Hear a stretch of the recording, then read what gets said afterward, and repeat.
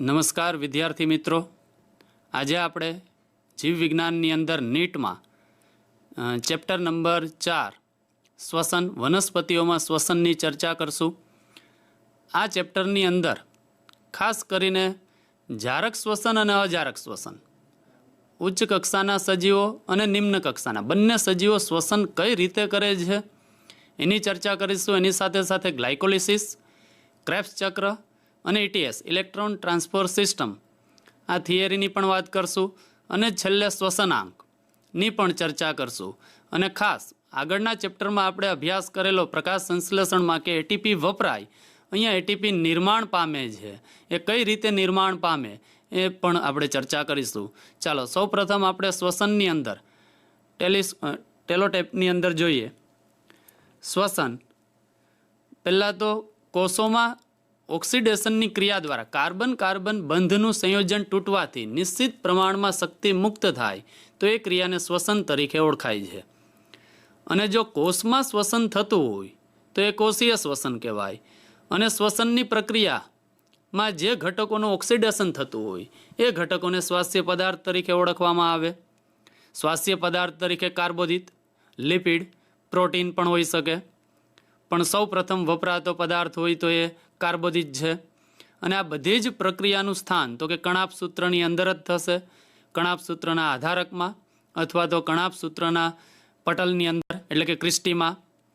અને આ જૈવિક ક્રિયા શ્વસનની કરવા માટે શક્તિનો વિનિમય થાય, અને શક્તિ વિનિમયને આધારે જૈવિક ક્રિયાઓ બે પ્રકારની હોય, એક શક્તિ ગ્રાહી પ્રક્રિયા અને બીજી શક્તિ ત્યાગી પ્રક્રિયા। શક્તિ ગ્રાહી પ્રક્રિયા જેમાં શક્તિનો સંગ્રહ થતો હોય, શક્તિનો સંગ્રહ થાય તો એ શક્તિગ્રાહી પ્રક્રિયા। ઉદાહરણ તરીકે આપણે આગળના ચેપ્ટરમાં ભણેલા પ્રકાશ સંશ્લેષણ તો એ શક્તિગ્રાહી પ્રક્રિયા છે। અને શક્તિ ત્યાગી પ્રક્રિયા તો કે શક્તિ ત્યાગી ક્રિયા દરમિયાન શક્તિ ત્યાગ થતી હોય, એટલે કે શ્વસન આ ચેપ્ટર આપણે જે ભણીએ છીએ એ શક્તિ ત્યાગી પ્રક્રિયાનું છે। અને શ્વસનના પ્રકારની વાત કરીએ તો મુખ્ય બે પ્રકાર, જારક શ્વસન અને અજારક શ્વસન। જારક શ્વસન તો કે O2ની હાજરીમાં જ થાય, અને અજારક શ્વસન તો કે O2ની ગેરહાજરીમાં થાય। અહીંયા શ્વસનનું સમીકરણ આપેલું છે આખું કે ગ્લુકોઝ C6H12O6 પ્લસ 6O2 વપરાય એટલે 6CO2 ઉત્પન્ન થાય, પ્લસ 6 પાણીના અણુ 6H2O ઉત્પન્ન થાય, પ્લસ મુક્ત થતી શક્તિ એટલે કે 38 એટીપી અથવા તો 2 એટીપી। જો જારક શ્વસન થતું હશે તો 36 અથવા તો 38 એટીપી નિર્માણ પામશે, અને જો અજારક શ્વસન થતું હશે તો ત્યાં માત્ર 2 જ એટીપી નિર્માણ પામશે। એ યાદ રાખવાનું કે અજારક શ્વસન તો 2 જ એટીપી નિર્માણ પામે, અને જારક શ્વસન હોય તો યાદ રાખવાનું કે 36 કે 38 એટીપી નિર્માણ પામશે। અને અજારક શ્વસન ગ્લુકોઝનું અપૂર્ણ વિઘટન થાય, જ્યારે જારક શ્વસનની અંદર યાદ રાખવાનું કે સંપૂર્ણ વિઘટન થશે। અજારક શ્વસનની પ્રક્રિયામાં CO2 અને કાર્બનિક સંયોજન જેવા કે ઇથાઇલ આલ્કોહોલ અને લેક્ટિક એસિડ બને, અને થોડા પ્રમાણમાં એટલે કે 2 એટીપી નિર્માણ પામશે। અજારક શ્વસન થતું હોય ત્યારે યાદ રાખવાનું કે પાણીનો અણુ બનતો જ નથી, અને આથવણ અથવા ઉત્સેચન તરીકે પણ અજારક શ્વસનને આપણે ઓળખી શકીએ। અને એના બે પ્રકારો, આલ્કોહોલિક આથવણ અને લેક્ટિક એસિડ આથવણ। આલ્કોહોલિક આથવણ તો કે ઈસ્ટમાં જોવા મળશે, અને લેક્ટિક એસિડ આથવણ તો કે ઉચ્ચ કક્ષાના પ્રાણીઓના સ્નાયુઓમાં જોવા મળશે, કે જ્યારે પૂરતા પ્રમાણમાં O2 નહીં હોય ત્યારે લેક્ટિક એસિડનું આથવણ જોવા મળશે। હવે આપણે શરૂઆત કરીએ ગ્લાયકોલિસિસ, પહેલી થિયરી। ગ્લાયકોલિસિસ એટલે શું? ગ્લુકોઝના અણુનું તૂટવાથી એટલે કે વિઘટન થવાથી C6H12O6 પ્રકાશ સંશ્લેષણની પ્રક્રિયા દરમિયાન નિર્માણ પામેલો ગ્લુકોઝ તૂટે એટલે એમાંથી પાયરુવિક એસિડ નિર્માણ થવાની ઘટનાને ગ્લાયકોલિસિસ તરીકે ઓળખાય છે। હવે ગ્લાયકોલિસિસની અંદર એક ગ્લુકોઝનું વિઘટન થાય એટલે 2 પાયરુવિક એસિડ નિર્માણ પામશે। હવે આ શબ્દ ગ્લાયકોલિસિસ તો કે ગ્રીક ભાષાનો શબ્દ ગ્લાયકોસ એટલે સુગર, લિસિસ એટલે છૂટા પડવું। હવે આ પથની શોધ EMP પથ તરીકે પણ ઓળખવામાં આવે, EMP પરિપથ ગ્લાયકોલિસિસને, એની શોધ એમ્બેડન, મેયરહોફ અને પરનાસે આ 3 વૈજ્ઞાનિકોએ કરેલી। એમ્બેડન, મેયરહોફ અને પરનાસે, આથી આને EMP પથ તરીકે પણ ઓળખવામાં આવે। ગ્લાયકોલિસિસની પ્રક્રિયાનું સ્થાન તો કે કોષના આધારક વિસ્તારની અંદર થશે અને આ પ્રક્રિયા બધા જ જીવંત સજીવોમાં સામાન્ય ઘટના. જારક કે અજારક શ્વસન કરતા સજીવોની શરૂઆત ગ્લાયકોલિસિસથી જ થાય. એટલે કે આ તબક્કામાં O2નો ઉપયોગ થતો નથી. આથી આપણે એને કહી શકીએ કે જારક શ્વસનનો અજારક તબક્કો. જારક શ્વસનનો અજારક તબક્કો તો યાદ રાખવાનું કે ગ્લાયકોલિસિસ.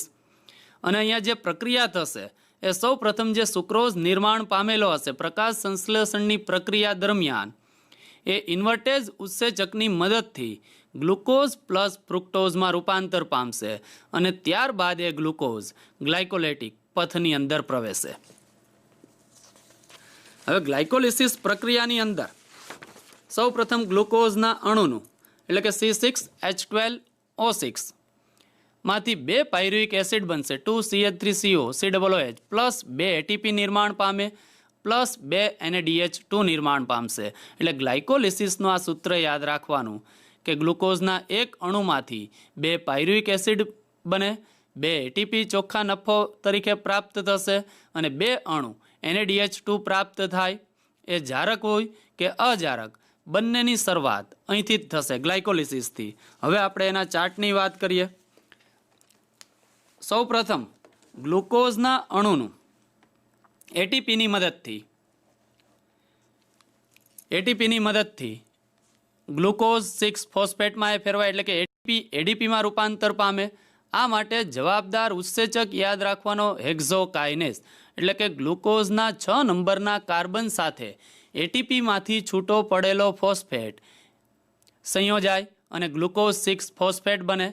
હવે ગ્લુકોઝ 6 ફોસ્ફેટ ત્યાર પછી ફોસ્ફોગ્લુકો આઇસોમરેઝ ઉત્સેચકની મદદથી તેના સમઘટકમાં રૂપાંતર પામે. એટલે કે અણુઓની અહીંયા પુનઃગોઠવણી જ થશે અને ફ્રુક્ટોઝ 6 ફોસ્ફેટમાં એ ફેરવાય.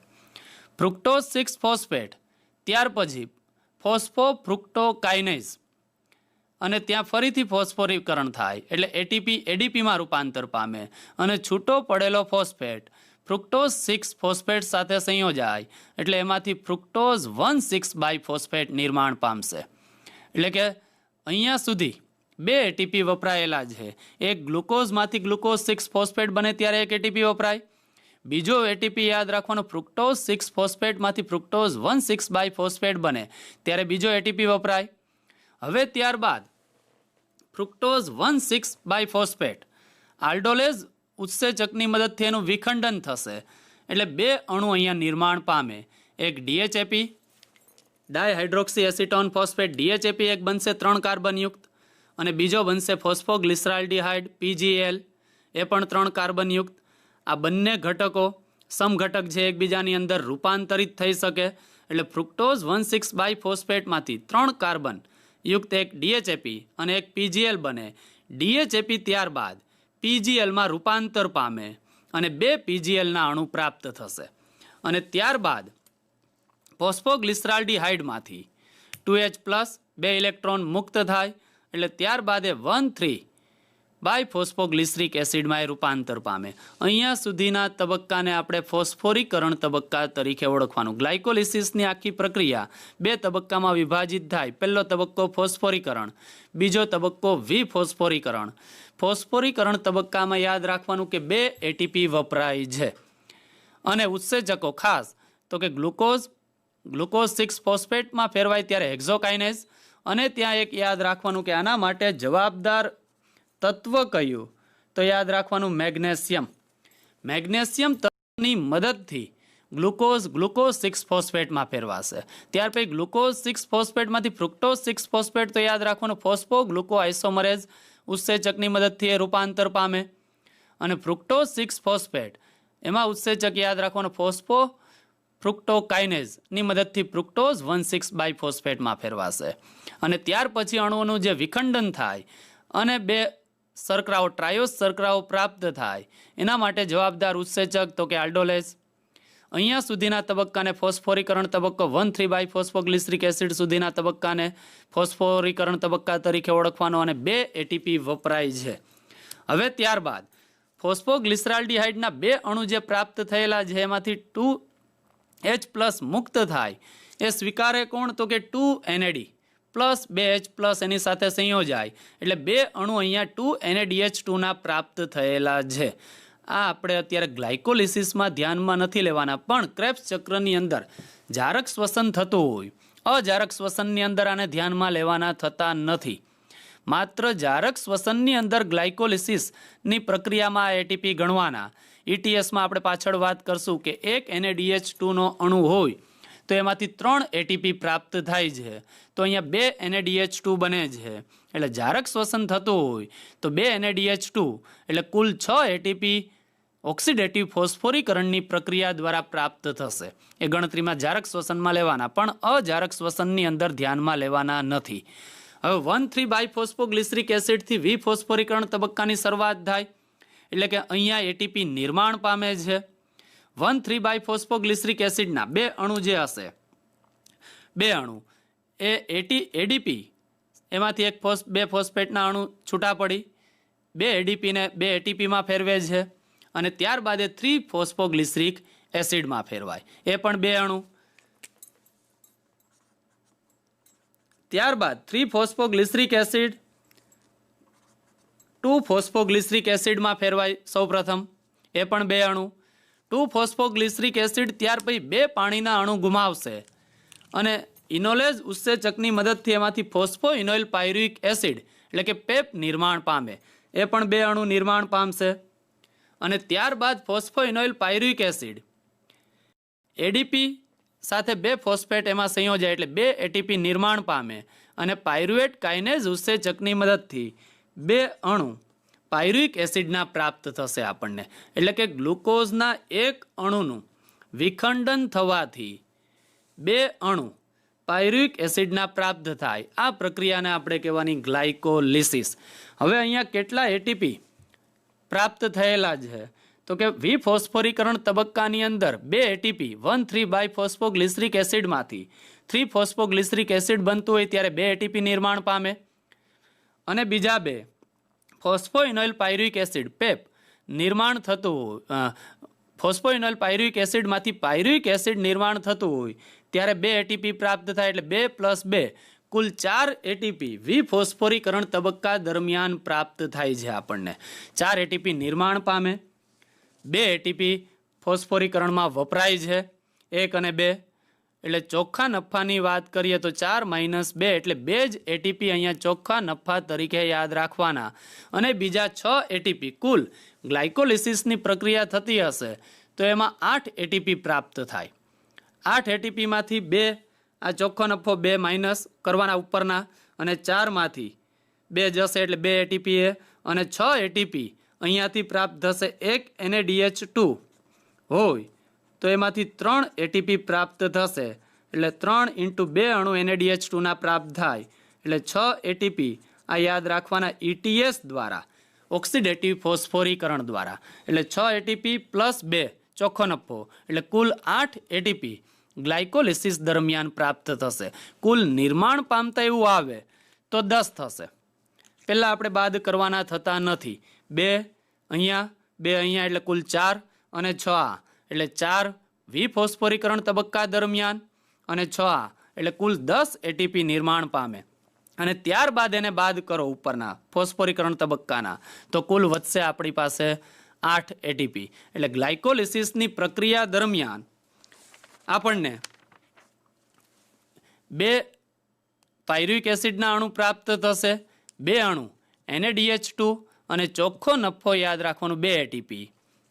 અને આ પ્રક્રિયા કઈ જગ્યાએ થશે તો યાદ રાખવાનું કોષના આધારકની અંદર. O2નો ઉપયોગ થતો નથી આ પ્રક્રિયાની અંદર અને આ પથની શોધ કોણે કરેલી છે તો કે એમેડન, મેરોફ અને પરનાસે નામના વૈજ્ઞાનિકે. ત્યારબાદ બીજી અગત્યની થિયરી ક્રેબ્સ ચક્ર અથવા સાઇટ્રિક એસિડ ચક્ર અથવા TCA ચક્ર, ટ્રાયકાર્બોક્સિલિક એસિડ ચક્ર.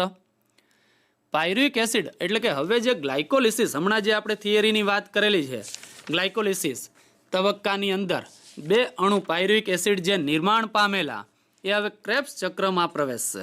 એટલે કે કણાભ સૂત્રના આધારકમાં એ પ્રવેશે. સૌ પ્રથમ પાયરુવિક એસિડ કોષના આધારકની અંદર જ એનું ઓક્સિડેશન અને રિડક્શન બંને થશે, એટલે 2H+ અને કાર્બન ડાયોક્સાઇડ ડીકાર્બોક્સિલેશન થશે. ડીકાર્બોક્સિલેશન થશે એટલે CO2 મુક્ત થાય. પાયરુવિક એસિડ સાથે કોએન્ઝાઇમ ફેક્ટર સંયોજાય એટલે સૌ પ્રથમ એસિટેટ બને. એસિટેટ ત્યાર પછી કોએન્ઝાઇમ ફેક્ટર સાથે સંયોજાય એસિટાઇલ કોએન્ઝાઇમમાં એ રૂપાંતર પામશે. હવે આ એસિટાઇલ કોએન્ઝાઇમ કણાભ સૂત્રમાં આધારકમાં પ્રવેશે અને ત્યાર પછી આખી ક્રેબ્સ ચક્રની શરૂઆત થશે. એટલે આ પ્રક્રિયા આખી કણાભ સૂત્રના આધારકની બહાર થશે. અહીંયા 2H+ જે મુક્ત થયેલા છે એ NAD સાથે સંયોજાય એટલે અહીંયાથી 2 અણુ NaDH2 પ્રાપ્ત થશે. આ ગણતરીમાં આપણે પાછળ લેવાના થાય છે.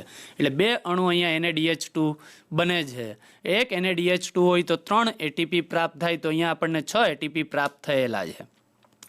હવે એસિટાઇલ કોએન્ઝાઇમ ત્યારબાદ કણાભ સૂત્રના આધારકમાં પ્રવેશે કોએન્ઝાઇમ ફેક્ટર અને ઓક્ઝેલો એસિટિક એસિડ સાથે સંયોજાય OAA 4 કાર્બનયુક્ત ઓક્ઝેલો એસિટિક એસિડ એસિટાઇલ કોએન્ઝાઇમ સાથે સંયોજાય અને એમાંથી સૌ પ્રથમ નિર્માણ પામતો ઘટક છે સાઇટ્રિક એસિડ. ક્રેબ્સ ચક્રમાં સૌ પ્રથમ નિર્માણ પામતો ઘટક તો કે સાઇટ્રિક એસિડ એ 6 કાર્બનયુક્ત હોય. સૌ પ્રથમ નિર્માણ પામતો સાઇટ્રિક એસિડ હોવાથી આ ચક્રને આપણે સાઇટ્રિક એસિડ ચક્ર તરીકે પણ ઓળખી શકીએ. સાઇટ્રિક એસિડ ચક્ર. અહીંયા એસિટાઇલ કોએન્ઝાઇમથી પ્રક્રિયાની શરૂઆત થશે એટલે આપણે ગ્લાયકોલિસિસ અને ક્રેબ્સ ચક્ર વચ્ચે જોડતી કડી અથવા મધ્યસ્થી સંયોજન તરીકે એસિટાઇલ કોએન્ઝાઇમને આપણે ગણી શકીએ. એસિટાઇલ કોએન્ઝાઇમ તો કે ગ્લાયકોલિસિસ અને ક્રેબ્સ ચક્ર વચ્ચે જોડતી કડી છે. ત્યાર પછી સાઇટ્રિક એસિડ પાણીનો અણુ ગુમાવે સૌ પ્રથમ એટલે સિસ એકોનેટિક એસિડમાં ફેરવાય. સિસ એકોનેટિક એસિડ ફરીથી 6 કાર્બનયુક્ત જ હશે એ પણ પાણીનો અણુ મેળવે અને આઇસોસાઇટ્રિક એસિડ ચક્રમાં ફેરવાય. આઇસોસાઇટ્રિક એસિડ હવે ત્યાર પછી 2H+ મુક્ત થાય એમાંથી. 2H+ અહીંયા ફરીથી યાદ રાખવાનું કે NAD સ્વીકારે એટલે અહીંયા ફરીથી 2 અણુ NaDH2 એક અણુ NaDH2 નિર્માણ પામશે. ત્યાર પછી ઓક્ઝેલો સક્સિનિક એસિડ CO2 ડીકાર્બોક્સિલેશન થશે એટલે CO2 મુક્ત થાય અને એમાંથી આલ્ફા કીટોગ્લુટરિક એસિડ બનશે જે 5 એક CO2 મુક્ત થઈ ગયો એટલે 5 કાર્બનયુક્ત આલ્ફા કીટોગ્લુટરિક એસિડ બનશે. ત્યારબાદ આલ્ફા કીટોગ્લુટરિક એસિડમાંથી સક્સિનિક એસિડ નિર્માણ પામશે. ત્યાં ફરીથી ડીકાર્બોક્સિલેશન થશે, CO2 મુક્ત થાય. 2H+ મુક્ત થયેલા છે એ ફરીથી યાદ રાખવાનું NAD સ્વીકારે એટલે અહીંયા ફરીથી એક અણુ NaDH2 બનશે. હવે અહીંયા એક ખાસ યાદ રાખવાનું કે સીધો આધારક સ્તરે પ્રાપ્ત થતો ATP એક જ ATP એક પાયરુવિક એસિડ દાખલ થાય ત્યારે દર વખતે આલ્ફા કીટોગ્લુટરિક એસિડમાંથી સક્સિનિક એસિડ બનતું હોય ત્યારે એક ATP સીધો આપણને આધારક સ્તરે પ્રાપ્ત થાય. એટલે કે આ ATP ADP સાથે ફોસ્ફેટ સંયોજાય અને એક ATP સીધો અહીંયા પ્રાપ્ત થશે 2 પાયરુવિક એસિડ નિર્માણ પામેલા ગ્લાયકોલિસિસની અંદર. એટલે 2 વાર આ ચક્ર ફરવાનું ક્રેબ્સ ચક્ર. એટલે કુલ આધારક સ્તરે ક્રેબ્સ ચક્રની અંદર પ્રાપ્ત થતા ATP એવું આવે તો 2 એ આ બંનેમાં આલ્ફા કીટોગ્લુટરિક એસિડમાંથી સક્સિનિક એસિડ બનતું હોય ત્યારે દર વખતે એક ATP બને એટલે આ ચક્ર 2 વાર ફરવાનું. 2 અણુ પાયરુવિક એસિડ બનેલા છે ગ્લાયકોલિસિસમાં એટલે 2 વાર ચક્ર ફરશે એટલે આધારક સ્તરે સીધા પ્રાપ્ત થતા ATP 2 અને GTP સ્વરૂપે પણ ગ્વાનોસાઇન ટ્રાઇફોસ્ફેટ ની શક્તિ સ્વરૂપે પણ વપરાય એટલે GDPમાં ફેરવાય. હવે સક્સિનિક એસિડ 4 કાર્બનયુક્ત ફરીથી 2H+ મુક્ત થાય અને એમાંથી 4 કાર્બનયુક્ત ફ્યુમેરિક એસિડ બનશે. અહીંયા ખાસ યાદ રાખવાનું આ 2H+ કોણ સ્વીકારે તો કે FAD. એટલે અહીંયા માત્ર એક જ જગ્યાએ FADH2 એક અણુ પ્રાપ્ત થાય. એ ક્યારે પ્રાપ્ત થાય તો કે સક્સિનિક એસિડમાંથી જ્યારે ફ્યુમેરિક એસિડ નિર્માણ પામતું હોય ત્યારે. અને FADH2 નિર્માણ પામતું હોય તો એમાં ETS ઓક્સિડેટિવ ફોસ્ફોરીકરણમાં કેટલા ATP પ્રાપ્ત થાય તો માત્ર 2 જ. એ પાછળ આપણે ETS ની અંદર ચર્ચા કરશું કે 2 જ ATP એમાંથી પ્રાપ્ત થાય. હવે ફ્યુમેરિક એસિડ ત્યાર પછી પાણીનો અણુ મેળવી 4 કાર્બનિક મેલિક એસિડમાં રૂપાંતર થાય અને મેલિક એસિડ ત્યાર પછી ફરીથી 2H+ મુક્ત થાય. આ 2H+ કોણ સ્વીકારે તો કે NAD. એટલે અહીંયાથી ફરીથી આપણને પાછો એક અણુ NaDH2 પ્રાપ્ત થશે અને મેલિક એસિડ ત્યાર પછી ઓક્ઝેલો એસિટિક એસિડ ફરીથી 4 કાર્બનયુક્ત ઓક્ઝેલો એસિટિક એસિડ એટલે કે OAA રૂપાંતર પામે એટલે આ ચક્ર અવિરતપણે ચાલુ રહી. ફરીથી પાછું બીજો પાયરુવિક એસિડ જે બાકી છે આ રીતે કન્ટિન્યુ ચાલુ રહેશે. એટલે હવે આપણે આ ગણતરી 2 પાયરુવિક એસિડ ગ્લાયકોલિસિસમાં ઉત્પન્ન થયેલા એટલે 2 વાર આ બધી ગણતરી કરવાની, ત્યારે એની એટીપી નિર્માણની જે પ્રક્રિયા છે અહીંયાથી 2 પાયરુવિક એસિડ આપણે ધ્યાનમાં લઈએ કે 2 પાયરુવિક એસિડ હોય તો 2 NaDH2 અહીંયા બનશે, 2 NaDH2 અહીંયા બનશે, 2 NaDH2 આલ્ફા કીટોગ્લુટરિક એસિડમાંથી સક્સિનિક એસિડ બનતો હોય ત્યારે બનશે, અને 2 NaDH2 મેલિક એસિડમાંથી ઓક્ઝેલો એસિટિક એસિડ બનતું હોય ત્યારે બને. એટલે કુલ 4 વખત 1, 2, 3 અને 4 વખત NaDH2 નિર્માણ પામે. એટલે 2 વાર આ ચક્ર ફરવાનું એટલે કુલ 8 NaDH2 ક્રેબ્સ ચક્રની અંદર 8, અને 2 વાર ચક્ર ફરશે એટલે 2 અણુ FADH2 એટલે 2 યાદ રાખવાના FADH2 અને 8 NaDH2. હવે 8 એટીપી આપણે એવી વાત કરેલી કે ગ્લાયકોલિસિસમાં 8 એટીપી બને. ક્રેબ્સ ચક્રની અંદર સૌથી વધારે એટીપી નિર્માણ પામવાના કુલ 30 એટીપી જે નિર્માણ પામશે એમાંથી FADH2 નો 1 અણુ હોય તો 2 એટીપી બને. એટલે કુલ 2 અણુ બનેલા છે એટલે અહીંયાથી 4 એટીપી બનશે, અને 8 NaDH2 1 NaDH2 નો અણુ હોય તો 3 એટીપી બને. એટલે કુલ 24, એટલે 4 FADH2 માંથી 24 NaDH2 માંથી એટલે કુલ 28, 24 પ્લસ 4 28, અને 2 સીધા આધારક સ્તરે 2 વાર આ ચક્ર ફરે એટલે અહીંયા દર વખતે 1 એટીપી નિર્માણ પામે.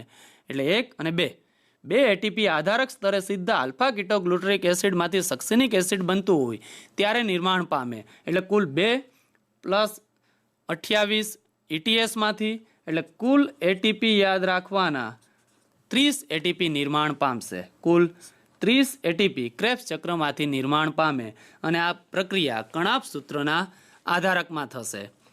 અને હાન્સ ક્રેબ્સ નામના વૈજ્ઞાનિકે આ પથની શોધ કરેલી હોવાથી ક્રેબ્સ ચક્ર તરીકે પણ ઓળખવામાં આવે. અને TCA ચક્ર શા માટે કહેવામાં આવે તો કે મુખ્ય કાર્બનિક એસિડ 3 કાર્બોક્સિલિક જૂથ ધરાવતો હોવાથી આ ચક્રને ટ્રાયકાર્બોક્સિલિક એસિડ ચક્ર તરીકે પણ ઓળખવામાં આવે. સાઇટ્રિક એસિડ શા માટે કહેવામાં આવે તો કે પ્રથમ નિપજ જે નિર્માણ પામે છે એ સાઇટ્રિક એસિડ હોવાથી આ ચક્રને સાઇટ્રિક એસિડ ચક્ર તરીકે પણ ઓળખવામાં આવે. હવે ક્રેબ્સ ચક્રનું મહત્વ કઈ જગ્યાએ તો કે ગ્લુકોઝનું પૂર્ણ વિઘટનનો પથ યાદ રાખવાનું કે ગ્લુકોઝનું સંપૂર્ણ વિઘટન દર્શાવતો પથ કયો તો કે ક્રેબ્સ ચક્ર જ. કેમ તો કે ત્યાં ગ્લુકોઝનું સંપૂર્ણ વિઘટન થાય અને 30 એટીપી નિર્માણ પામે છે. એટીપીના નિર્માણ માટેનો પણ મુખ્ય પથ 30 એટીપી નિર્માણ પામે, અને આ ચક્ર દરમિયાન સર્જાતા વિવિધ કાર્બન સંકુલો કોષની વૃદ્ધિ અને જાળવણી માટે જરૂરી ઘટકો પૂરા પાડે. આ ઘટકો પાછા એમિનો એસિડ, ન્યુક્લિયોટાઇડ્સ, મેદ, ક્લોરોફિલ અને સાઇટોક્રોમ જેવા દ્રવ્યના સંશ્લેષણમાં પણ વપરાય છે. ચાલો ત્યાર પછી હવે આપણે ETSની વાત કરીએ. ત્રીજી થિયરી ઓક્સિડેટિવ ફોસ્ફોરીકરણ અથવા તો ઇલેક્ટ્રોન ટ્રાન્સફર સિસ્ટમ. આ પ્રક્રિયાની અંદર અત્યાર સુધી આપણે વાત કરી ગ્લાયકોલિસિસ અને ક્રેબ્સ ચક્રની અંદર NaDH2 અને FADH2 નિર્માણ પામે છે. તો ક્રેબ્સ ચક્રના અંત સુધીમાં ગ્લુકોઝના અણુનું સંપૂર્ણ વિઘટન થાય, પરંતુ જ્યાં સુધી તે દરમિયાન સર્જાયેલા NaDH2 અને FADH2 નું વાતાવરણમાં રહેલા O2 સુધી વહન થઈ ઓક્સિડેશન ન થાય ત્યાં સુધી એમાંથી શક્તિ મુક્ત ન થાય. એટલે કે આ ગ્લાયકોલિસિસમાં 6, ક્રેબ્સ ચક્રની અંદર 28 એટીપી માટે O2 જરૂરી છે, અને 2 ઇલેક્ટ્રોન વિજાણુ અને 2 ઇલેક્ટ્રોન વિજાણુ અને 2H+ નું O2 તરફ વહન થવું જરૂરી. અને આ ચયાપચય પથમાં વિજાણુનું એક વાહકથી બીજા વાહક તરફ પરિવહન થતું હોવાથી આપણે એને વિજાણુ પરિવહન તંત્ર અથવા ETS તરીકે પણ ઓળખી શકીએ. અને આ પ્રક્રિયા કઈ જગ્યાએ ETS થાય તો યાદ રાખવાનું કણાપ સૂત્રના અંતઃપટલ એટલે કે ક્રિસ્ટીની અંદર આખી આ પ્રક્રિયા જોવા મળશે. હવે અહીંયા ઓક્સિડેટિવ ફોસ્ફોરીકરણની અંદર ઓક્સિડેશનની ક્રિયા થાય અને એ દરમિયાન શક્તિ ADPમાંથી ATPમાં ફેરવાશે. 3 એટીપી NaDH2માંથી કઈ રીતે બને અને 2 એટીપી FADH2 માંથી કઈ રીતે બને હવે આપણે એની ચર્ચા કરીએ. સૌ પ્રથમ NaDH2 2H+ અને 2 ઇલેક્ટ્રોન NADP નામના વીજાણુ ગ્રાહકને આપશે. અહીંયા 2H+ અને 2 ઇલેક્ટ્રોન. 2H+ આધારકની અંદર જળવાય, અહીંયા આધારકમાં જળવાશે, અને 2 ઇલેક્ટ્રોન NADP રિડક્ટેઝ નામના ઘટકને આપશે. હવે ત્યારે 2 ઇલેક્ટ્રોન ઓક્સિડેશન અને રિડક્શન થશે અને એમાંથી શક્તિ પ્રાપ્ત કરી ADP સાથે એક ફોસ્ફેટનો અણુ સંયોજાય એક ATP નિર્માણ કરશે. એટલે NADP રિડક્ટેઝ યુબિક્વિનોન અથવા કોએન્ઝાઇમમાં રૂપાંતર થાય. હવે 2 ઇલેક્ટ્રોન યુબિક્વિનોન સ્વીકારશે. હવે ત્યારબાદ યુબિક્વિનોનમાંથી 2 ઇલેક્ટ્રોનનું ઓક્સિડેશન રિડક્શન થઈ સાઇટોક્રોમ બીમાં આવશે. સાઇટોક્રોમ બીમાંથી 2 ઇલેક્ટ્રોન ત્યાર પછી સાઇટોક્રોમ સીમાં આવશે.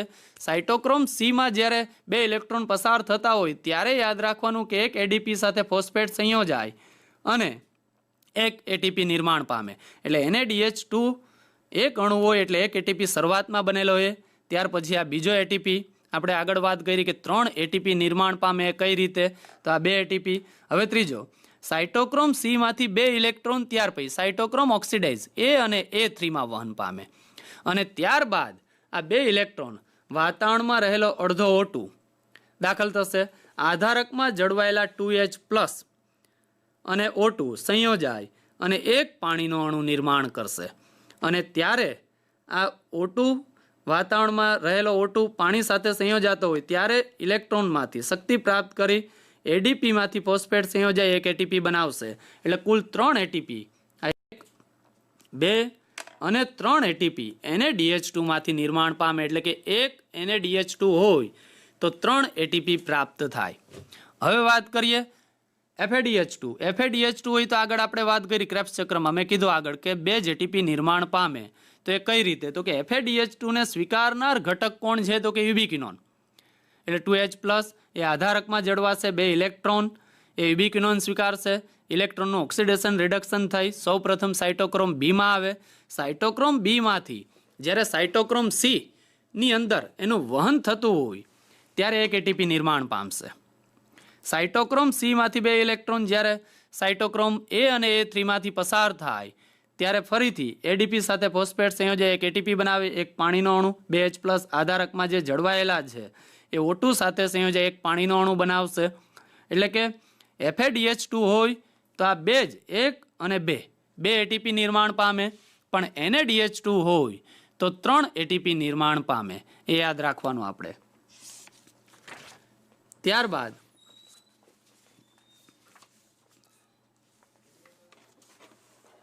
હવે જારક શ્વસન ગ્લુકોઝ ના જારક શ્વસન દ્વારા મળતી ઉર્જા ક્ષમતા કેટલી? 1 મોલ ગ્લુકોઝ એટલે કે 180 ગ્રામનું મંદ દહન પૂર્ણ થતાં CO2, H2O અને માત્ર 2870 કિલોજૂલ મોલ ઉર્જાનું નિર્માણ થાય છે. એટલે કે 38 ATP સ્વરૂપે સંગ્રહ પામે. હમણાં જ આપણે વાત કરી કે જારક શ્વસન હોય તો 38 ATP બનશે. 38 ATP કઈ રીતે, તો કે ગ્લાયકોલિસિસમાં 8, ક્રેબ્સ ચક્રની અંદર 30, એટલે કુલ 38 ATP. અને અજારક શ્વસન હોય તો માત્ર ગ્લાયકોલિસિસના ધ્યાનમાં લેવાના 2 ATP. હવે જ્યારે ATPનું જળ વિભાજન થાય ત્યારે ઉર્જા જૈવિક ક્રિયામાં લેવાય છે. એટલે કે 1 ATP એટલે યાદ રાખવાનું 34 કિલો જૂલ, 7.3 કિલો કેલરી. હવે ગ્લુકોઝની ઉર્જા ક્ષમતા 38 ATP હતા. 1 ATP એટલે 34 કિલો જૂલ અપોન 2870 એટલે આપણને મળશે 1292 કિલો જૂલ, એટલે કે 45% જેટલી જ, એટલે કે 55% વ્યય પામે. આમ ગ્લુકોઝમાં કુલ રાસાયણિક શક્તિમાંથી મુક્ત થતી શક્તિમાંથી આ રૂપાંતર દરમિયાન 45% શક્તિ ATP સ્વરૂપે સંચિત થાય છે, જ્યારે બાકી રહેલી 55% શક્તિ ઉષ્મા સ્વરૂપે વ્યય પામે. ત્યારબાદ શ્વસનાંક. હવે જારક શ્વસન દરમિયાન O2 વપરાય અને CO2 મુક્ત થાય છે. હવે શ્વસન દરમિયાન મુક્ત થતા CO2 અને તે દરમિયાન વપરાતા O2ના ગુણોત્તરને શ્વસનાંક RQ તરીકે ઓળખી શકીએ. કાર્બોદિત દ્રવ્ય માટેનો શ્વસનાંક ગ્લુકોઝ, તો એના માટે યાદ રાખવાનું 1. ચરબી માટેનો શ્વસનાંક 1 થી ઓછો હોય, એનું એક્ઝામ્પલ તો કે ટ્રાઇપામિટીન. 2. Carbon 51 H98O6 plus 145 O2. 145 O2 વપરાય, એની સામે 102 CO2 ઉત્પન્ન થાય પ્લસ 98 H2O ઉત્પન્ન થાય પ્લસ શક્તિ મુક્ત થશે. એટલે કે RQ 102/145 એટલે શ્વસનાંક ટ્રાઇપામેટિનનો યાદ રાખવાનો 0.7 ચરબીનો, અને પ્રોટીનનું શ્વસન થતું હોય ત્યારે તેનો ગુણોત્તર યાદ રાખવાનું 0.9. ચાલો ત્યાર પછી થોડાક હવે MCQની વાત કરીએ. ગ્લાયકોલિસિસ, આપણે જે 3 થિયરીની વાત કરેલી છે, ગ્લાયકોલિસિસની પ્રક્રિયા દરમિયાન ગ્લુકોઝના એક અણુમાં કેટલા O2ના અણુ વપરાય છે. તો આગળ જ આપણે વાત કરી કે ગ્લાયકોલિસિસની પ્રક્રિયા થતી હોય એમાં O2 વપરાતો નથી, એટલે O2 માટે આવશે 0, કારણ અજારક શ્વસન જ છે. અને જારક શ્વસનની પણ શરૂઆત ગ્લાયકોલિસિસથી જ થાય. આથી ગ્લાયકોલિસિસને આપણે જારક શ્વસનનો અજારક તબક્કા તરીકે પણ ઓળખી શકીએ. અહીંયા O2 વપરાતો નથી, એટલે સંખ્યા યાદ રાખવાની 0. ત્યારબાદ ગ્લાયકોલિસિસમાં આધારક આધારિત કેટલા એટીપી પ્રાપ્ત થાય. આપણે 2 તબક્કાઓની વાત કરેલી, ફોસ્ફોરીકરણ અને વિફોસ્ફોરીકરણ તબક્કાઓ. હવે કુલ 4 એટીપી બને. વિફોસ્ફોરીકરણ તબક્કામાં આપણે વાત કરેલી કે 4 એટીપી નિર્માણ પામે છે અને 2 એટીપી વપરાય છે, એટલે 4 એટીપી બન્યા વિફોસ્ફોરીકરણ તબક્કાની અંદર, અને 2 એટીપી ફોસ્ફોરીકરણ તબક્કામાં વપરાતા હતા, એટલે માઇનસ, એટલે ચોખ્ખો નફો આપણને પ્રાપ્ત થાય 2 એટીપી પ્રાપ્ત થાય. હવે NaDH2 વાળું એ ETSમાં ગણતરીમાં લેવાનું, એટલે કુલ ગ્લાયકોલિસિસની અંદર આપણને પ્રાપ્ત થશે એટીપી 8. પણ અહીંયા ચોખ્ખો નફો આધારક આધારિત પૂછે તમને, આધારક આધારિત. ETS અહીંયા પૂછેલું નથી, ઓક્સિડેટિવ ફોસ્ફોરીકરણ પૂછેલું નથી, એટલે આધારક આધારિત માત્ર 2 એટીપી પ્રાપ્ત થશે. 2 વપરાય છે, 4 ઉત્પન્ન થાય, 4 -2 કરો એટલે તમને 2 એટીપી યાદ રાખવાના, આધારક આધારિત. ત્યારબાદ હવે ગ્લાયકોલિસિસમાં ઓક્સિડેટિવ ફોસ્ફોરીકરણ એટલે કે ETS દરમિયાન કેટલા એટીપી પ્રાપ્ત થાય. આગળ પણ મેં ત્યારે થિયરીમાં વાત કરી કે 2 અણુ NaDH2 પ્રાપ્ત થાય છે. હમણાં ETSમાં આપણે 1 NaDH2 હોય તો ચર્ચા કરેલી કે 1 NaDH2 ETSમાં જ્યારે O2 પ્રાપ્ત થાય, દાખલ થાય, ત્યારે 3 એટીપી પ્રાપ્ત થાય 1 NaDH2 માંથી. તો ગ્લાયકોલિસિસની અંદર આપણને 2 NaDH2 પ્રાપ્ત થાય છે, તો કુલ એટીપી અહીંયા કેટલા બને ઓક્સિડેટિવ ફોસ્ફોરીકરણ દરમિયાન, તો કે 6. એટલે કે 2 અણુ NaDH2 પ્લસ 3 એટીપી એકમાંથી, તો કુલ આપણને 2 અણુ NaDH2 પ્રાપ્ત થાય, એટલે 6 એટીપી પ્રાપ્ત થશે. એટલે ગ્લાયકોલિસિસની અંદર 2 આધારક સ્તરે અને 6 ઓક્સિડેટિવ ફોસ્ફોરીકરણમાં, એટલે કુલ યાદ રાખવાના 8 એટીપી. ત્યારબાદ અજારક શ્વસનના અંતે કોઈ એક સજીવમાં આલ્કોહોલિક આથવણ સાથે CO2ના કેટલાક અણુ સર્જાય અને કેટલા એટીપી બને. આલ્કોહોલિક આથવણ હોય તો યાદ રાખવાનું કે એમાં 2 CO2 નિર્માણ પામે, પણ લેક્ટિક એસિડ આથવણ હોય તો એમાં યાદ રાખવાનું કે CO2 નિર્માણ પામતો નથી, માત્ર આલ્કોહોલિક આથવણની અંદર જ CO2 નિર્માણ પામે. અને અજારક શ્વસન હોય એટલે યાદ રાખવાનું કે 2 જ એટીપી પ્રાપ્ત થાય, અને 2 એટીપી કયા, તો કે ગ્લાયકોલિસિસની પ્રક્રિયા જે થતી હોય, ગ્લાયકોલિસિસની પ્રક્રિયામાં ફોસ્ફોરીકરણમાં 2 એટીપી વપરાય છે. વિફોસ્ફોરીકરણ તબક્કાની અંદર 4 એટીપી નિર્માણ પામે, એટલે 4 બનેલા છે, 2 વપરાય છે, એટલે માઇનસ કરશું આપણે, એટલે કેટલા વધ્યા 2. એ 2 એટીપી અજારક શ્વસનમાં પ્રાપ્ત થાય છે આપણને, એટલે કુલ 2 એટીપી નિર્માણ થાય અજારક શ્વસનમાં. અને એમાં પણ આલ્કોહોલિક આથવણમાં CO2ના તો કે 2 અણુ નિર્માણ પામશે, મુક્ત થશે. ત્યાર પછી અજારક શ્વસનને અંતે કોઈ એક સજીવમાં લેક્ટિક એસિડ સાથે CO2ના કેટલા અણુ સર્જાય અને એટીપી કેટલા બને. અજારક શ્વસનમાં આગળ જ હમણાં વાત કરી કે લેક્ટિક એસિડ હોય તો એમાં CO2 0, એક પણ બનતું નથી, 0 જ બનશે. CO2 ઉત્પન્ન થતો નથી, મુક્ત થતો નથી. અને એટીપી લેક્ટિક એસિડ હોય કે આલ્કોહોલિક આથવણ હોય, કોઈ પણ હોય, 2 જ એટીપી નિર્માણ પામશે, એમાંથી 2 એટીપી. ત્યારબાદ હવે ખાસ આ ગણતરીવાળા MCQ જે આ ચેપ્ટરમાંથી પૂછાય છે. એક પ્રોકેરિયોટિક કોષમાં અમુક સમયમાં ગ્લુકોઝના શ્વસન દ્વારા 190 એટીપી ફોસ્ફોરીકરણ પામે છે, 190 એટીપી. તો આ દરમિયાન આ જ ક્રિયામાં કેટલા NAD અને FAD રિડક્શન પામેલા હશે એક પ્રોકેરિયોટિક કોષ. હવે પ્રોકેરિયોટિક એટલે આદિકોષ કેન્દ્રી પૂછેલું છે આપણને, 190 એટીપી, તો અહીંયા તમારે માત્ર ગણતરીમાં ધ્યાનમાં લેવાના ગ્લાયકોલિસિસ ક્રેબ્સ ચક્ર દરમિયાન નિર્માણ પામેલા એનએડી, FADH2 અને NADH2. તો અહીંયા ઓપ્શન આપેલા છે 40-10, 50-10, 80-20 અને 190. તો અહીંયા જવાબ આવશે 50 NAD અને 10 FAD. કઈ રીતે? ચાલો એની ચર્ચા કરીએ પહેલા. કે એક પ્રોકેરિયોટિક કોષમાં એક ગ્લુકોઝના શ્વસનથી કુલ 38 એટીપી બનશે. જો પ્રોકેરિયોટિક કોષ પૂછે તમને તો તમારે ત્યાં 38 એટીપી ટીક કરવાનું, MCQ નીટ. પણ યુકેરિયોટિક કોષ એટલે કે સુકોષ કેન્દ્રી પૂછે આપણને તો ત્યાં 36 એટીપી 36 એટીપી બને. 2 એટીપી કેમ ઓછા પ્રોકેરિયોટિક કરતા યુકેરિયોટિકની અંદર? તો કે 2 જ્યારે પાયરુવિક એસિડ એસિટાઇલ કોએન્ઝાઇમ માં રૂપાંતર પામીને એસિટાઇલ કોએન્ઝાઇમ જ્યારે કણાભ સૂત્રના આધારકમાં દાખલ થતું હોય ત્યારે દર વખતે 1 એટીપી એટલે 2 પાયરુવિક એસિડ બનેલા એટલે 2 એસિટાઇલ કોએન્ઝાઇમ દાખલ થશે ક્રેબ્સ ચક્રની અંદર એટલે 2 એટીપી એ માઇનસ કરવાના એટલે કુલ 36 એટીપી ધ્યાનમાં લેવાના યુકેરિયોટિક કોષમાં. પણ પ્રોકેરિયોટિકની અંદર 38 એટીપી. હવે 190 એટીપી માટે 5 ગ્લુકોઝ એટલે 38 એટલે 190 એટીપી થઈ ગયા. હવે તમને ખબર પડી ગઈ કે 5 ગ્લુકોઝ અહીંયા વપરાયેલા છે. તો એક ગ્લુકોઝના શ્વસન દરમિયાન તમને ખબર જ છે કે 2 NADH2 બને, ગ્લાયકોલિસિસ 8 બને ક્રેબ્સ ચક્રમાં એટલે કુલ કેટલા થયા? એક ગ્લુકોઝ હોય ત્યારે 10 NAD રિડક્શન પામે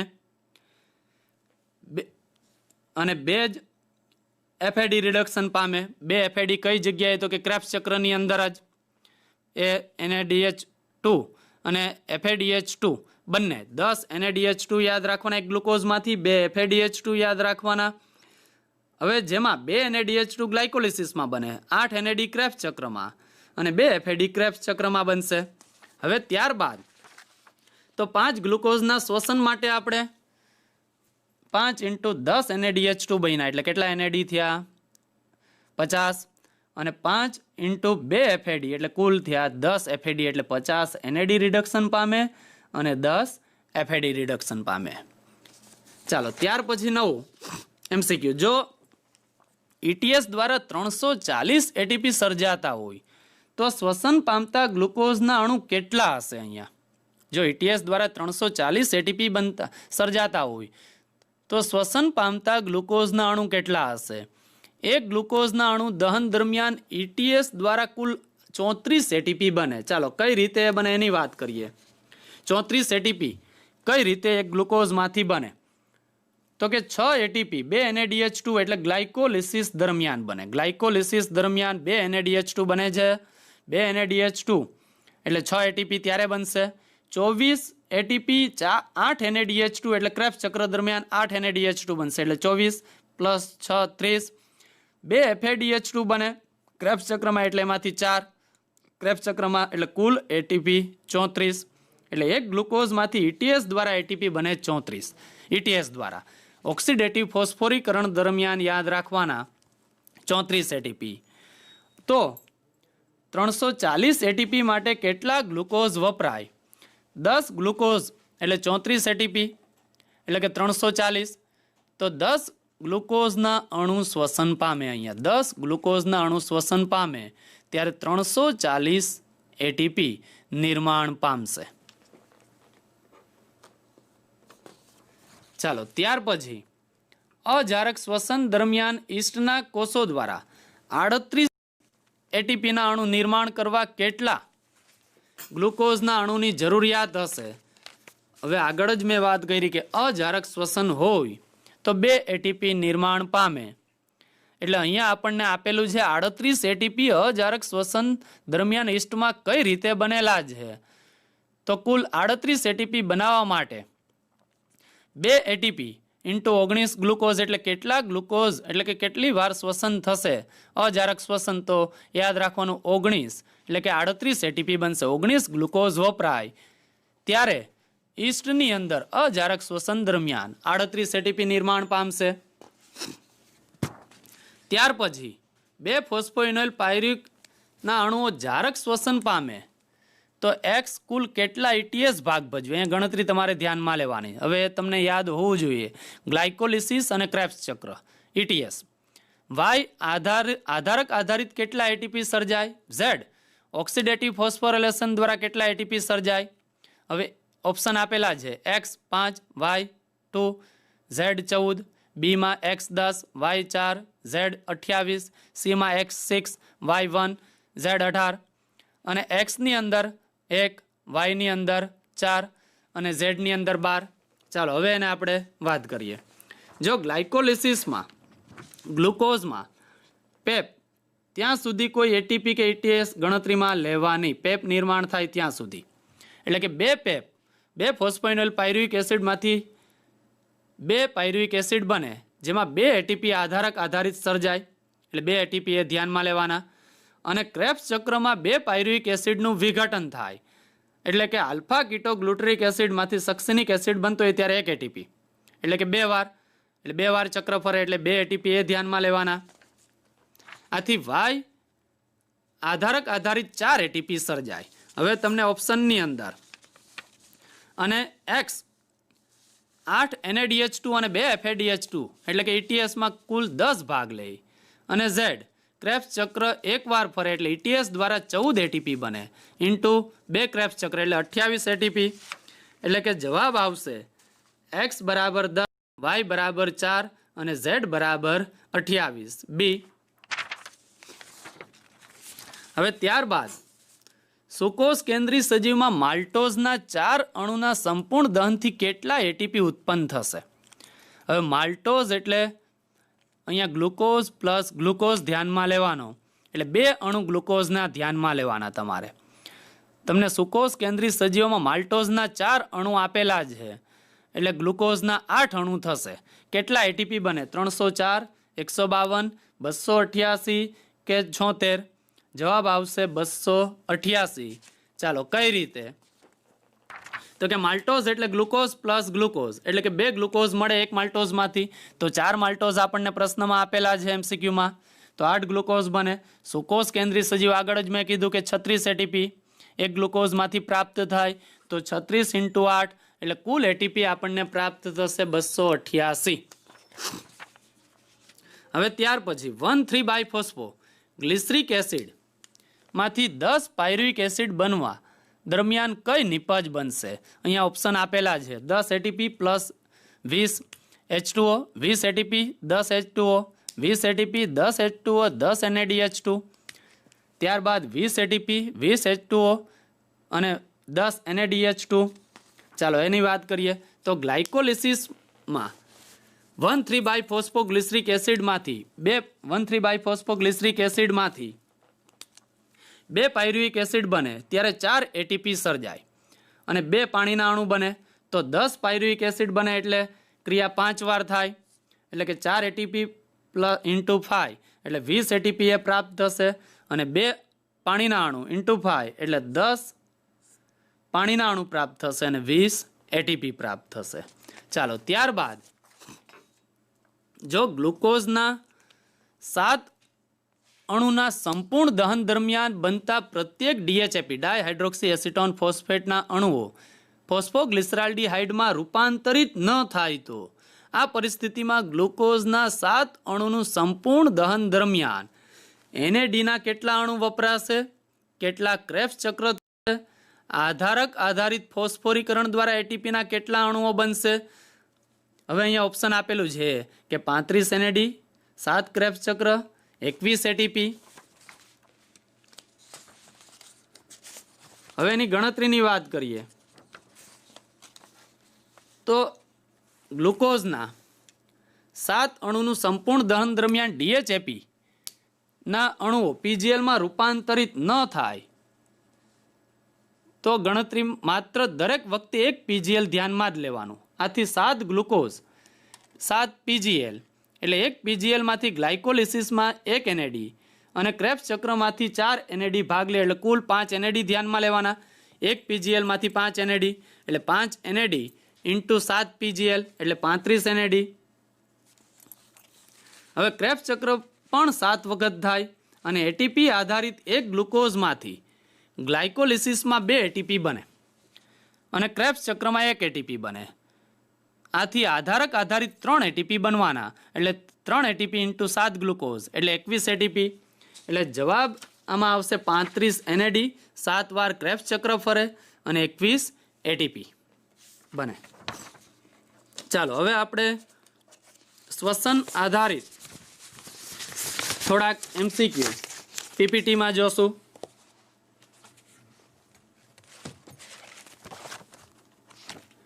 PPTની અંદર શ્વસન આધારિત, ચાલો પહેલો MCQ છે, જારક શ્વસન પરિપથ મુખ્યત્વે ઓળખાય છે શેના તરીકે? એમ્ફીબોલિક, એનાબોલિક, પેરાબોલિક કે કેટાબોલિક? તો યાદ રાખવાનું એમ્ફીબોલિક એટલે ચય અને અપચય બંને ક્રિયાઓ થાય અહીંયા, એટલે એમ્ફીબોલિક પથ તરીકે ઓળખાય. ત્યારબાદ કઈ અજારક શ્વસનની નિપજ છે? Lactic acid, pyruvic acid, ethyl alcohol? તો કે બંને, એટલે કે લેક્ટિક એસિડ અને ઇથાઇલ આલ્કોહોલ, એટલે જવાબ આવશે ડી, એ અને સી બંને. પ્રકાશ સંશ્લેષણ તથા શ્વસનમાં શું સામાન્ય છે? સાઇટોક્રોમ, ફોટોસિસ્ટમ, ઓક્સિડેશન કે ફાઇટોક્રોમ? તો યાદ રાખવાનું સાઇટોક્રોમ બંનેમાં આવે.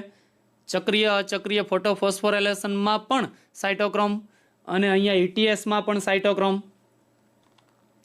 ત્યારબાદ નીચેનામાંથી કયું ઘટક ક્રેબ્સ ચક્ર તથા ગ્લાયકોલિસિસ પ્રક્રિયાને જોડતી કડી છે? તો કે પાયરુવિક એસિડ.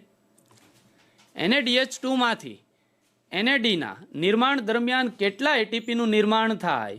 NaDH2 હોય, હમણાં જ આગળ જ આપણે વાત કરી કે એક NaDH2 હોય તો 3 ATP બને, એટલે 3 ATP.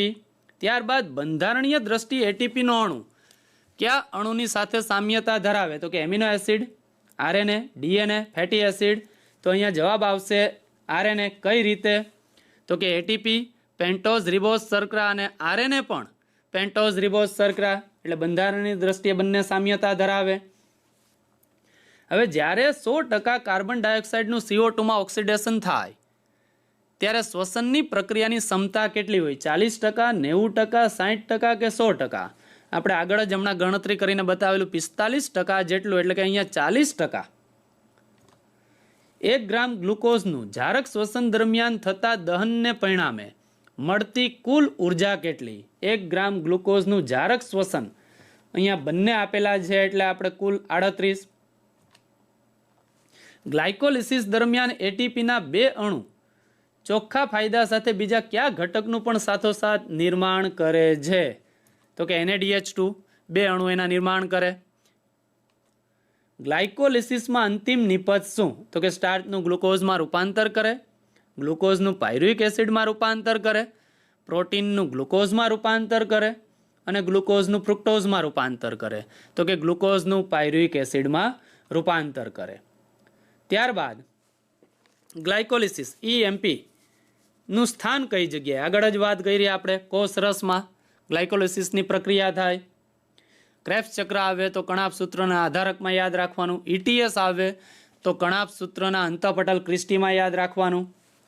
ગ્લાયકોલિસિસના અંતમાં એક ગ્લુકોઝના અણુમાં કેટલા પાયરુવિક એસિડના અણુઓ નિર્માણ પામે?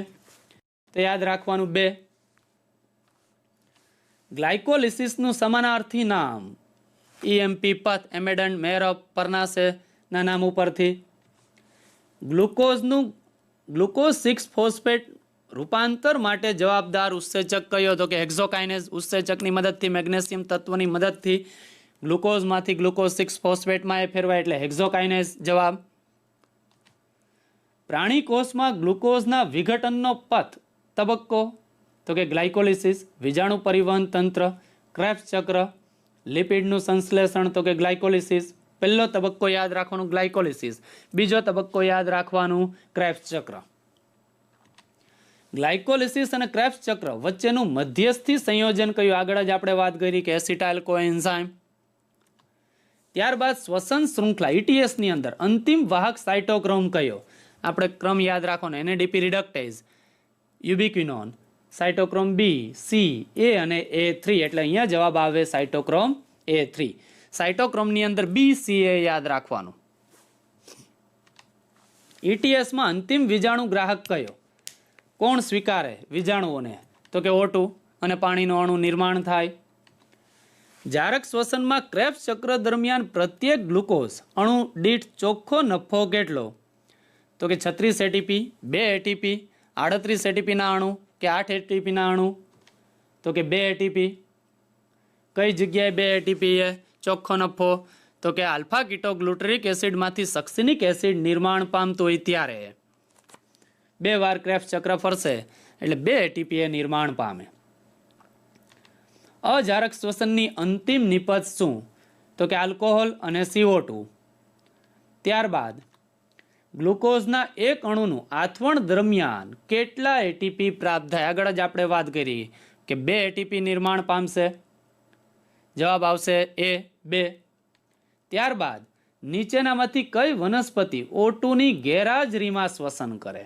હવે બટાકા તો એ જારક શ્વસન દર્શાવે. ક્લોરેલા એ પણ જારક શ્વસન. ઘાસ તો એ પણ જારક શ્વસન દર્શાવે છે. અહીંયા જવાબ આવશે ઈસ્ટ. ત્યારબાદ એટલે જવાબ આવશે સી, ઈસ્ટ. હવા વગરનું જીવન એટલે શું? હવા જ ન હોય તો એ વગરના જીવનને આપણે કહી શકીએ અજારક. એટલે જવાબ આવશે ડી, અજારક શ્વસન. અજારક શ્વસન દરમિયાન ઈસ્ટના કોષો દ્વારા 38 એટીપીના અણુઓનું નિર્માણ કરવા કેટલા ગ્લુકોઝના અણુની જરૂરિયાત હશે? અહીંયા 38 એટીપીની વાત કરેલી છે, આગળ પણ આપણે વાત કરી ગયા. જવાબ આવશે એ 19. એટલે કે જવાબ એ 19. 38 એટીપીના અણુ નિર્માણ માટે અજારક શ્વસનની અંદર. ત્યાર પછી પ્રોટોનની એક જોડ કેટલા એટીપીના અણુ નિર્માણ કરશે? એક પ્રોટોનની જોડ હોય તો 1 એટીપી નિર્માણ પામે. એટલે જવાબ અહીંયા આવશે ડી, 1. FADH2 હોય તો 2 જોડ પ્રોટોનનું એ વહન કરે એટલે 2 એટીપી બને. NADH2 હોય તો યાદ રાખવાનું 3 વહન કરે એટલે 3 એટીપી નિર્માણ પામે. NADH2 માં 3 પ્રોટોનની જોડ હશે. ચાલો વિદ્યાર્થી મિત્રો, આજે મેં તમને ક્રેબ્સ ચક્ર, ગ્લાયકોલિસિસ, ETS અને એને સંલગ્ન MCQ સમજાવવાના પ્રયત્ન કરેલા છે. ગણતરીવાળા MCQ છે એટલે ખાસ ધ્યાન આપજો એમાં કે ગ્લાયકોલિસિસની અંદર કેટલા એટીપી નિર્માણ પામે? આધારક આધારિત તો કે 2, ETS આધારિત તો કે 6 એટલે કુલ 8 એટીપી ગ્લાયકોલિસિસમાં. ક્રેબ્સ ચક્રની અંદર તો કે 30 એટીપી નિર્માણ પામે, જેમાંથી ઓક્સિડેટિવ ફોસ્ફોરીકરણ ETS દ્વારા તો યાદ રાખવાનું 28 એટીપી એટલે કે 8 NADH2, 2 FADH2, NADH2 માંથી 24, FADH2 માંથી 4 એટલે 28 એટીપી ક્રેબ્સ ચક્રમાં ETS દ્વારા પ્રાપ્ત થાય અને 2 એટીપી ક્રેબ્સ ચક્રમાં આધારક આધારિત સીધા જ પ્રાપ્ત થાય. શેમાંથી? તો યાદ રાખવાનું આલ્ફા કીટોગ્લુટરિક એસિડમાંથી સક્સિનિક એસિડ નિર્માણ પામતો હોય ત્યારે એ 2 એટીપી બને છે. એટલે 2 એટીપી એ આધારક આધારિત ક્રેબ્સ ચક્રમાં. ગ્લાયકોલિસિસમાં 2 એટીપી આધારક આધારિત એટલે કુલ આધારક આધારિત એટીપી આવે તો 4 અને ETS દ્વારા આવે તો 34 એટલે કુલ 38 થશે. 34 પ્લસ 4 એટલે 38 એટીપી. 4 એટીપી ગ્લાયકોલિસિસના 2, ક્રેબ્સ ચક્રના 2 અને 34 એટીપી જે વાત કરેલી છે એમાંથી 6 ગ્લાયકોલિસિસ યાદ રાખવાના અને 28 યાદ રાખવાના ક્રેબ્સ ચક્રના. આ ખાસ 34 પ્લસ 4 આધારક આધારિત 38 એટીપી. અને જો પ્રોકેરિયોટિક હોય કોષની અંદર શ્વસનની પ્રક્રિયા થતી હોય તો આપણે 38 અને યુકેરિયોટિક સુકોષ કેન્દ્રી કોષની અંદર જો જારક શ્વસનની પ્રક્રિયા થતી હોય તો 36 એટીપી યાદ રાખવાના. એટલે 2 એટીપી એ માઇનસ કઈ જગ્યાએ કરવાના? તો કે એસિટાઇલ કોએન્ઝાઇમ જ્યારે કણાભ સૂત્રના આધારકમાં ક્રેબ્સ ચક્રની અંદર પ્રવેશતો હોય ત્યારે દર વખતે 1 એટીપી વપરાય. એટલે 2 એસિટાઇલ કોએન્ઝાઇમ 2 વાર ક્રેબ્સ ચક્રમાં પ્રવેશ છે એટલે 2 એટીપી એ માઇનસ કરવાના. એટલે યુકેરિયોટિક કોષની અંદર 36 એટીપી અને પ્રોકેરિયોટિક કોષની અંદર 38 એટીપી. અને ત્યારબાદ શ્વસનાંક પણ ખાસ અગત્યનો નીટમાં એમાંથી પૂછાય છે એટલે ખાસ તૈયાર કરજો. એ કાર્બોદિતનો શ્વસનાંક તો કે 1, ચરબી તો કે 0.7. આ વર્ષે જે હતો MCQ 0.7. ટ્રાઇપામેટિન એક્ઝામ્પલ એનું યાદ રાખવાનું અને પ્રોટીન તો કે 0.9. Thank you very much. નમસ્કાર. Thank you very much.